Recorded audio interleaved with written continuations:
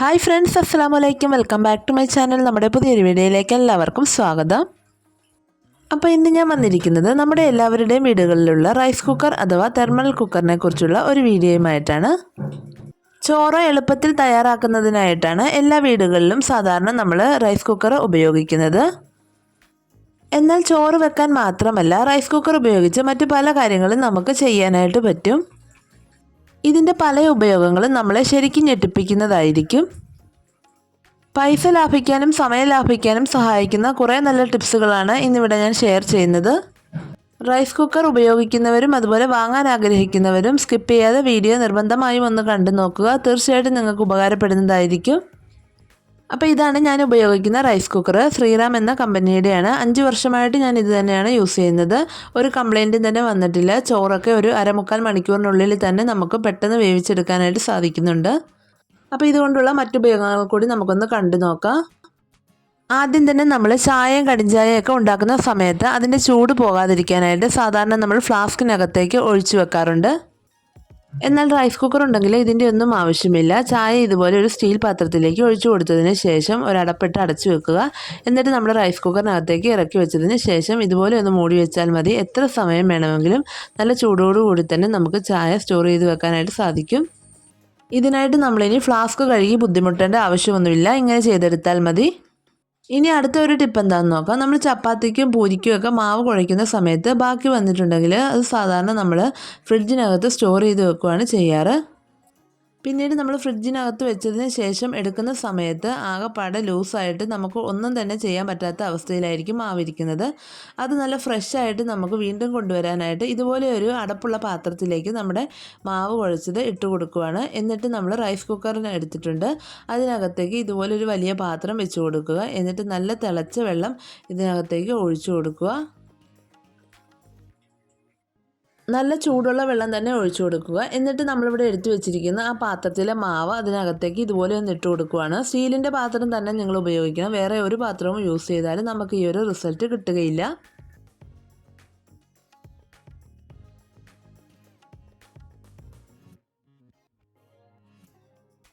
അപ്പോൾ ഇതേണ്ട നമ്മൾ നേരത്തെ വെച്ചതിൽ മാവ് നല്ല സോഫ്റ്റ് ആയിട്ടുണ്ട്. ഇനി ഇതുപോലെ ചപ്പാത്തിയുടെ മാവ് പൂരിയുടെ മാവൊക്കെ ബാക്കി വരുന്ന സമയത്ത് റെഡിയാക്കാനായിട്ട് ഇതുപോലെ ഒന്ന് ചെയ്തെടുത്താൽ മതി. വെറുതെ നമ്മൾ സമയം കളയേണ്ട ആവശ്യമില്ല. ഇങ്ങനെ ഒന്ന് ചെയ്തെടുത്താൽ മാത്രം മതി.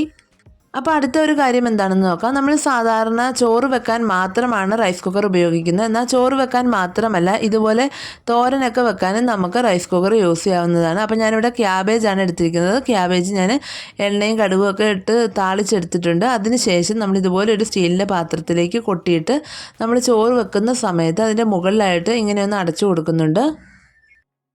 ചോറ് വേകുന്നതോടൊപ്പം തന്നെ നമുക്ക് തോരനും റെഡിയായി കിട്ടും. ക്യാബേജ് തോരൻ മാത്രമല്ല, ഇതുപോലെ നമുക്ക് ക്യാരറ്റ് ബീട്രൂട്ട് ഒക്കെ നമുക്ക് കുക്ക് ചെയ്തെടുക്കാനായിട്ട് സാധിക്കും. അപ്പോൾ ഇതുപോലെ ചെയ്ത് നോക്കാത്തവരുണ്ടെങ്കിൽ തീർച്ചയായിട്ടും ചെയ്ത് നോക്കുക. നമുക്ക് സമയവും ലാഭിക്കാൻ പറ്റും, അതുപോലെ നമ്മുടെ ഗ്യാസും സേവ് ചെയ്യാനായിട്ട് പറ്റും. അപ്പോൾ അതേണ്ട നോക്കിക്കേ, തോരനൊക്കെ നന്നായിട്ട് വെന്ത് വന്നിട്ടുണ്ട്. നമ്മൾ ഗ്യാസിലൊക്കെ വെച്ച് ഉണ്ടാക്കിയെടുക്കുന്നത് പോലെ തന്നെ നല്ല പെർഫെക്റ്റ് ആയിട്ട് കിട്ടിയിട്ടുണ്ട്. അപ്പോൾ റൈസ് കുക്കർ ഉപയോഗിച്ച് ഇതുപോലെ എല്ലാവരും ഒന്ന് ചെയ്ത് നോക്കുക. ഇനി അടുത്ത ഒരു കാര്യം എന്താണെന്ന് നോക്കാം. റൈസ് കുക്കർ ഉണ്ടെങ്കിൽ വളരെ പെട്ടെന്ന് തന്നെ നമുക്ക് തൈര്, നല്ല പുളിയുള്ള തൈര് തന്നെ ഉണ്ടാക്കിയെടുക്കാനായിട്ട് പറ്റും.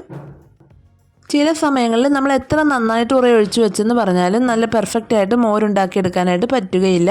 അപ്പോൾ ഇതുപോലെ ചെയ്താൽ മതി. പെട്ടെന്ന് തന്നെ നല്ല പുളിയുള്ള തൈര് നമുക്ക് ഉണ്ടാക്കിയെടുക്കാനായിട്ട് പറ്റും. അപ്പം ഞാനിവിടെ ഒഴിക്കാൻ ആവശ്യത്തിനുള്ള പാലെടുത്തിട്ടുണ്ട്. അത് ഇതുപോലെ ഒരു സ്റ്റീൽ പാത്രത്തിലേക്ക് ഒഴിച്ചു കൊടുത്തിട്ടുണ്ട്. ചൂടോടുകൂടി തന്നെയാണ് ഒഴിച്ചു കൊടുത്തിരിക്കുന്നത്. എന്നിട്ട് അതിനകത്തേക്ക് ഒരു പച്ചമുളകാണ് ഇട്ട് കൊടുത്തിരിക്കുന്നത്.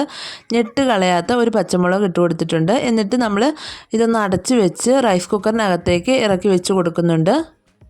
ഇപ്പം നിങ്ങൾ രാവിലത്തേനാണ് വേണ്ടതെങ്കിൽ രാത്രിയിൽ ഇതുപോലെ ചെയ്ത് വെച്ചിട്ട് കിടക്കുക. പിറ്റേ ദിവസം ആകുമ്പോൾ നല്ല പുളിയുള്ള തൈര് തന്നെ നമുക്ക് റെഡിയായി കിട്ടുന്നതായിരിക്കും. അപ്പോൾ തന്നെ ഞാനിവിടെ പിറ്റേ ദിവസം രാവിലെ എടുത്തിട്ടുണ്ട്. നമുക്ക് തൈര് നല്ല പെർഫെക്റ്റ് ആയിട്ട് തന്നെ കിട്ടിയിട്ടുണ്ട്. നല്ല പുളിമണമൊക്കെ വരുന്നുണ്ട്. അപ്പോൾ നിങ്ങളൊരു കാര്യം ശ്രദ്ധിക്കുക, പച്ചമുളക് ഇടുമ്പോൾ അതിൻ്റെ ഞെട്ട് കളയാതെ തന്നെ ഇടുക. എങ്കിലേ നമുക്ക് റിസൾട്ട് കിട്ടുകയുള്ളൂ. നോക്കിക്കുക, തൈര് നല്ല പെർഫെക്റ്റ് ആയിട്ട് കിട്ടിയിട്ടുണ്ട്. അപ്പം നമുക്ക് ഇതുപോലെ ഉണ്ടാക്കിയെടുക്കാം. തൈരൊക്കെ പുളിച്ചില്ല എങ്കിൽ ഇതുപോലെ ഒന്ന് ഉണ്ടാക്കിയെടുത്താൽ മതി. ഇനി അടുത്ത ഒരു കാര്യം പറയാം. നമ്മൾ രാവിലെ ഉണ്ടാക്കുന്ന ബ്രേക്ക്ഫാസ്റ്റ് വൈകുന്നേരം വരെ നല്ല ഫ്രഷ് ആയിട്ടിരിക്കാനുള്ള ഒരു സൂത്രപ്പണിയാണ് കാണിക്കുന്നത്. അതിനായിട്ട് നമ്മൾ നേരത്തെ ചെയ്തതുപോലെ തന്നെ ചപ്പാത്തിയുടെ കാര്യത്തിൽ ചെയ്തതുപോലെ തന്നെ ഞാനിവിടെ ഒരു പാത്രം റൈസ് കുക്കറിനകത്തേക്ക് ഇറക്കി വെച്ചിട്ടുണ്ട്. ഒരു സ്റ്റീലിൻ്റെ പാത്രമാണ് എടുത്തിട്ടുള്ളത്. അതിലേക്ക് നമ്മൾ ഉണ്ടാക്കി വെച്ചിരിക്കുന്ന ആ ഒരു പൊട്ടും കൂടി ഞാൻ ഇങ്ങനെയൊന്ന് വെച്ച് കൊടുക്കുന്നുണ്ട്.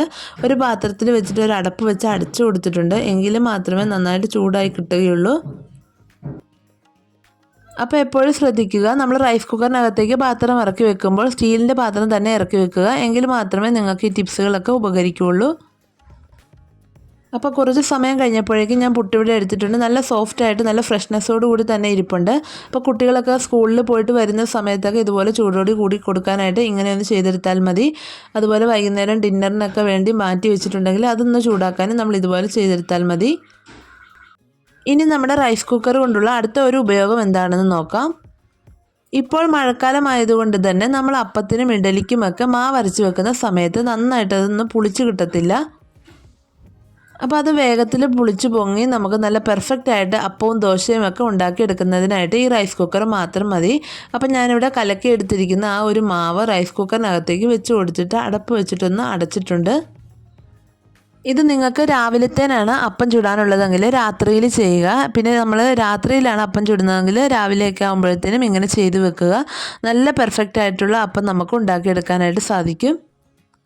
അപ്പോൾ ഇതിൻ്റെ പിറ്റേ ദിവസം മാവൊക്കെ അത്യാവശ്യം നന്നായിട്ട് തന്നെ പതഞ്ഞ് പൊങ്ങിയിട്ടുണ്ട്. ഇനി നമുക്കൊന്ന് ചുട്ട് നോക്കാം എത്രത്തോളം പെർഫെക്റ്റ് ആയിട്ടുണ്ടെന്ന്. എങ്ങനെ കലക്കി വെച്ചിട്ടും അപ്പത്തിനുള്ള മാവ് റെഡിയാകുന്നില്ല എന്ന് പറയുന്നവർ റൈസ് കുക്കർ ഉണ്ടെങ്കിൽ ഇതുപോലെ ഒന്ന് ചെയ്ത് നോക്കുക. വളരെ എളുപ്പത്തിൽ നല്ല പെർഫെക്റ്റ് ആയിട്ട് സോഫ്റ്റ് ആയിട്ടുള്ള ഇതുപോലുള്ള അപ്പം നമുക്ക് ഉണ്ടാക്കിയെടുക്കാനായിട്ട് സാധിക്കും. അപ്പോൾ തീർച്ചയായിട്ടും നിങ്ങൾ ട്രൈ ചെയ്ത് നോക്കിക്കോളൂ. നല്ലൊരു സൂത്രമാണ്. ഇനി നമ്മൾ റൈസ് കുക്കറിൽ ചോറൊക്കെ വെക്കുന്ന സമയത്ത് ആ ഒരു ചോറിന് നമ്മൾ അടുപ്പത്ത് വെക്കുന്ന ചോറിൻ്റെ ഒരു രുചിയോ സ്വാദോ ഒന്നും കിട്ടത്തില്ല എന്ന് ചിലരെങ്കിലും പറയുന്ന കേൾക്കാം. എന്നാൽ അങ്ങനെയൊന്നുമല്ല. റൈസ് കുക്കറിൽ വെക്കുന്ന ചോറും നമുക്ക് വിറകടുപ്പിൽ വെക്കുന്ന ചോറ് പോലെ തന്നെ നല്ല പെർഫെക്റ്റ് ആയിട്ട് ഒരു മണവും ഇല്ലാതെ കിട്ടാനായിട്ട് നമ്മൾ ചോറ് വാർക്കുന്ന സമയത്ത് ഇതിനകത്തേക്ക് ഇതുപോലെ ഒരു കപ്പ് പച്ചവെള്ളം ഒഴിച്ചു കൊടുത്തതിന് ശേഷം ചോറ് വാർക്കുകയാണെങ്കിൽ നല്ല പെർഫെക്റ്റ് ആയിട്ടുള്ള ചോറ് നമുക്ക് അടുപ്പത്ത് വെക്കുന്ന കൂട്ടുള്ള ചോറ് കിട്ടുന്നതായിരിക്കും. അതുപോലെ ഒന്ന് ചെയ്ത് നോക്കൂ. നന്നായിട്ട് ചോറുണ്ടാക്കി എടുക്കാനായിട്ട് പറ്റും. ഇനി റൈസ് കുക്കർ ഉപയോഗിക്കുന്നവർ ഒരു കാര്യം പ്രത്യേകം ശ്രദ്ധിക്കുക.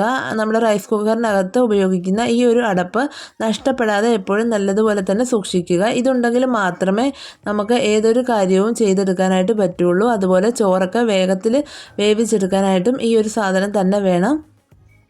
പിന്നെ നമ്മൾ റൈസ് കുക്കർ എപ്പോഴും തുടച്ച് വൃത്തിയായി വെള്ളമൊന്നുമില്ലാതെ തന്നെ സൂക്ഷിക്കുക. നന്നായി സൂക്ഷിക്കുകയാണെങ്കിൽ തന്നെ ഒരുപാട് വർഷം നമുക്ക് കേടുകൂടാതെ ഉപയോഗിക്കാനായിട്ട് സാധിക്കും. അപ്പോൾ ഇത് ഞാൻ ഒരുപാട് വർഷമായി ഒരു കുഴപ്പവും ഇല്ലാതെ ഞാനിവിടെ സൂക്ഷിക്കുന്നുണ്ട്. ചോറൊക്കെ നമുക്ക് പെട്ടെന്ന് തന്നെ വേവിച്ചെടുക്കാൻ പറ്റുന്നുണ്ട്. ചോറ് മാത്രമല്ല, നമുക്ക് ഇതിനകത്ത് ബിരിയാണിയും ഫ്രൈഡ് റൈസും ഒക്കെ അടിപൊളിയായിട്ട് ഉണ്ടാക്കിയെടുക്കാനായിട്ട് പറ്റും. ഇപ്പോൾ സ്കൂളൊക്കെ ഉള്ള സമയമായതുകൊണ്ട് തന്നെ നമുക്ക് രാവിലെയൊക്കെ അത്യാവശ്യം പണികളൊക്കെ തീർക്കേണ്ടതുണ്ട്. അപ്പോൾ ഇതുപോലെ ഒരു റൈസ് കുക്കർ വീട്ടിലുണ്ടെങ്കിൽ നിങ്ങൾക്ക് തീർച്ചയായിട്ടും പണികളൊക്കെ എളുപ്പമാക്കാനായിട്ട് സാധിക്കും. അപ്പോൾ ഈ ടിപ്സുകളൊക്കെ എല്ലാവരും ഒന്ന് ചെയ്ത് നോക്കുക. അപ്പോൾ ഇത്രയേ ഉള്ളൂ നമ്മുടെ ഇന്നത്തെ വീഡിയോ എല്ലാവർക്കും ഉപകാരപ്രദമായി കാണുമെന്ന് വിശ്വസിക്കുന്നു. അതുപോലെ വീഡിയോ ഇഷ്ടപ്പെട്ട് കാണുമെന്ന് വിചാരിക്കുന്നു. വീഡിയോ ഇഷ്ടപ്പെട്ടെങ്കിൽ ലൈക്ക് ചെയ്യുക. അതുപോലെ നിങ്ങളുടെ ഫ്രണ്ട്സിനും ഫാമിലിക്കും ഒക്കെ ഷെയർ ചെയ്ത് കൊടുക്കുക. പിന്നെ നിങ്ങളുടെ വിലയേറിയ അഭിപ്രായങ്ങളൊക്കെ ഒന്ന് കമൻറ്റ് ബോക്സിൽ രേഖപ്പെടുത്തുക. അതുപോലെ നമ്മുടെ ചാനൽ ആരെങ്കിലും ഇതുവരെ സബ്സ്ക്രൈബ് ചെയ്തിട്ടില്ല എങ്കിൽ ഒന്ന് സബ്സ്ക്രൈബ് ചെയ്ത് സപ്പോർട്ട് ചെയ്യുക. അപ്പോൾ അടുത്ത നല്ലൊരു വീഡിയോയുമായിട്ട് നമുക്ക് വീണ്ടും കാണാം. Thanks for watching.